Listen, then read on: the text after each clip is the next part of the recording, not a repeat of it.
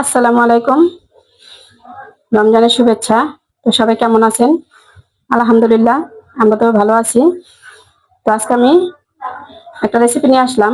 কোনো ইফতারির আয়োজন না, রাত্রে খাবারের ইচা মাছ এবং পুঁই শাক। এটা তো বাঙালি একটা খাবার, এটা সবাই চিনেন, সবাই জানেন, পাকও হয়তো সবাই জানেন।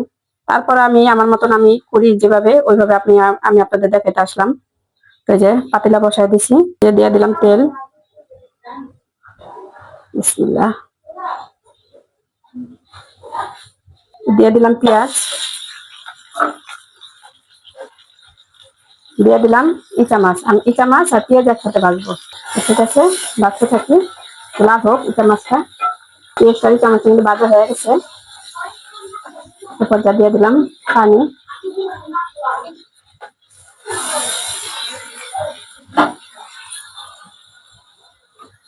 দিয়ে দিলাম কাঁচামরিচ, দিয়ে দিলাম লবণ, দিলাম হলুদ, দিলাম মরিচ। এই যে মশলা কিন্তু দেওয়া শেষ। আমি 2 চামচ আর কোনো মশলা দিই না, এটা আমি বরাবরই বলি। একটু কষানো হোক, তারপর আমি শাকটা দিয়ে দিব। তো এই যে মশলাটা কষানো হয়ে গেল, এ পর্যায়ে আমি শাক দিয়ে দিলাম। আর ভিডিওটা আমি করছি ওই সময় আমার রেকর্ডিং হয় নাই, তাই আমি ভয়েস দিয়ে দিলাম। তো ঠিক আছে, সবাই দেখতে থাকুন।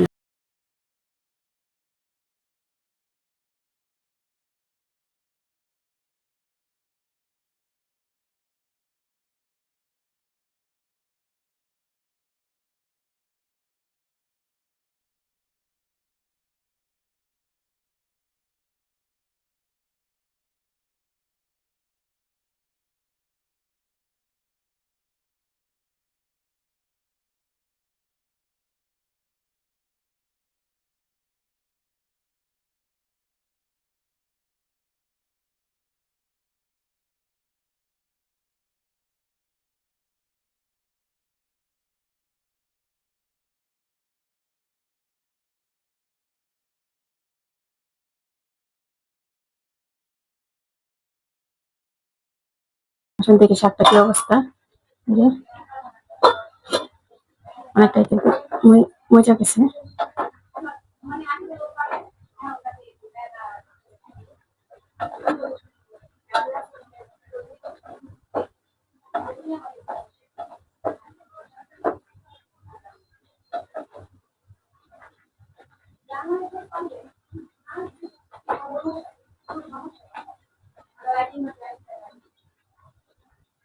আর একটু মজুক, আর একটু ঢেকে দিই। শাকটা মনে হয়ে গেছে, আসুন দেখি।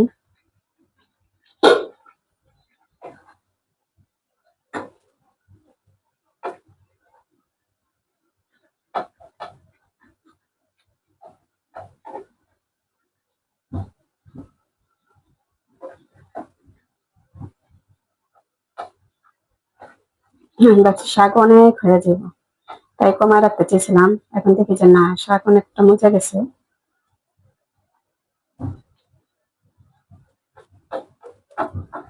আর তো হবে, কখন হয়েছে কিনা জানি না, সেটা রাত্রে খাইলে বুঝতে পারবো। একটু হোক, তারপরে দেখাবো আপনাদের। শাকটা হয়ে গেছে, ফাইনাল লুকটা আপনাদের দেখাই। যে আমার শাক হয়ে গেছে, এখন আমি চুলাটা নিভাই দিলাম। তো এই যে শাক আমার রান্না শেষ। তো খাইতে খাইতে তো রাত্রে, তো এখন তো দুপুর বেলা আমি পাক করলাম। তো আমার শাকের রেসিপিটা কেমন লাগলো ইচা মাছ দিয়া, তো আমাকে কমেন্টে জানাবেন। আর আমার গলা ব্যথা, তো তাই আমি কথা বেশি বলতে পারতাছি না, ঠান্ডা লাগছে। তো ঠিক আছে, আজকে এই পর্যন্ত। সবাই ভালো থাকবেন, সুস্থ থাকবেন। আল্লাহ হাফেজ।